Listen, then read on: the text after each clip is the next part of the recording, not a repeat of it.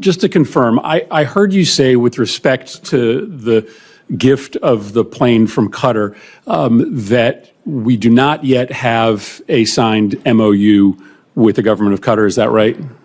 Correct. We're in the process of working through that. And did you also say we don't have a signed contract with the company that is going to do the work? Or did you say that we have a contract, you're just not willing to disclose the terms? The terms should not be disclosed of anything related to an aircraft of this type. So the Air Force testified before the House that that contract would likely deliver the new Air Force Ones by the 2028 timeframe. It doesn't stand to reason that you will be able to retrofit the plane from Qatar much sooner than 2028. So I'm trying to understand what the gap is that we're trying to fill. If this contract ends up being $500 million and the gap only ends up being 6 months, that doesn't sound like a wise investment for this committee to make.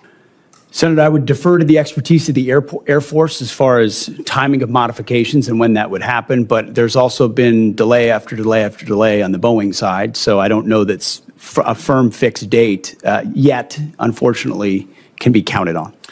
This could be the most expensive plane ride in presidential history. Senator Chris Murphy is calling out what he sees as $1 billion waste of your taxpayer dollars. And the Secretary's answers? Let's just say, they raised more questions than they answered. From Qatar gifts to January 6 double standards, here's the full breakdown. And hey, if you're into honest political commentary, hit that subscribe button and turn on notifications. Let's jump in. Senator Murphy kicked things off by asking why the United States is even considering retrofitting a plane gifted by Qatar when, get this, there's no signed agreement yet.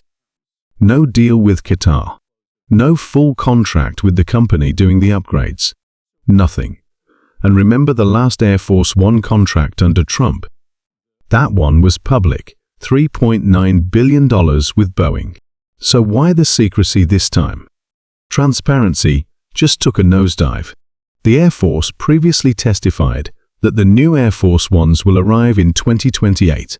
So obviously the underlying question here is what is going to happen to the plane at the end of Trump's presidency. The president said on May 12th that this plane would be transferred to his presidential library at the end of his term. Is that your understanding of what is going to happen to this plane? The president said that. That's my understanding, although I would look at what comes out in the MOU. But why would we ask the American taxpayer to spend upwards of $1 billion on a plane that would then only be used for a handful of months and then transferred directly to the president? That doesn't sound like a wise use of taxpayer dollars.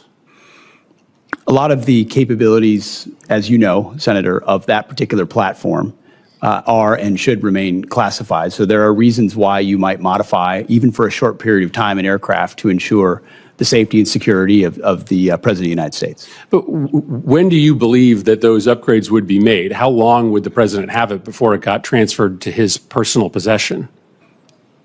That would be a determination of the Air Force that would take hold of it and make those modifications within whatever time window they believe gets it to the place where it need to be.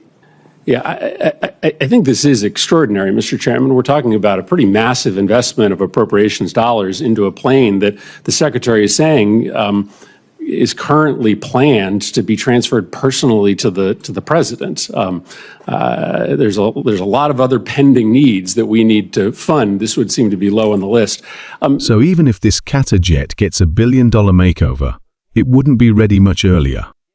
Murphy made it clear if it's just a few months' advantage, why spend $500 million to $1 billion?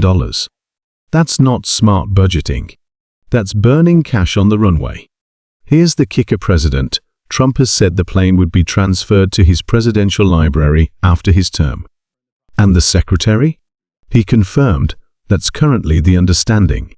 Murphy didn't hold back, calling this entire thing a reckless use of taxpayer dollars for what could end up as Trump's personal plane. Seriously, Imagine funding a private jet for someone after they leave office. The National Guard was deployed here on January 6th, and that was a decision made by the Department of Defense. Do you support that decision? Do you believe that that was the right decision to deploy the National Guard to defend the Capitol on January 6th?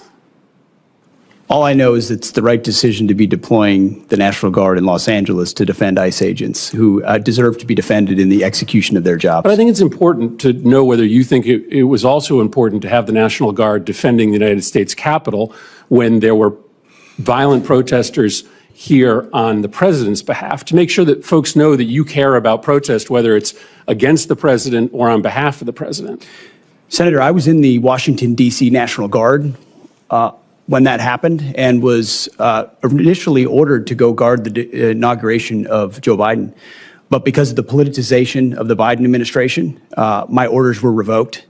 And ultimately, because of the politics that were being played inside the Defense Department by the previous administration. But do you support the decision made on January 6th to send the National Guard here to defend I the support Capitol? the decision that President Trump made and requesting the National Guard that was denied. So you do not. President Trump you do not support the requested decision. support You do not for the support National the Guard decision in to advance send the National and was Guard here denied. to defend the Capitol. I think that speaks to the worry that many Americans have that there is a double standard, that you are not willing to defend against attacks made on our democracy by supporters of the president, but you are willing to deploy the National Guard to protect against protesters who are criticizing the president. Murphy then turned to another explosive issue, political double standards. He pressed the secretary, "Do you support deploying the Guard to defend the Capitol on January 6?" The answer? A deflection. Again. When billions are spent in secret, when justice isn't evenly applied, when power is used for personal gain, that's when questions need to be asked. And Senator Murphy asked the right ones. If you want more political breakdowns like this, subscribe now and smash that like button. What do you think should taxpayer dollars fund this jet? Drop your thoughts in the comments. Until next time, stay informed, stay sharp.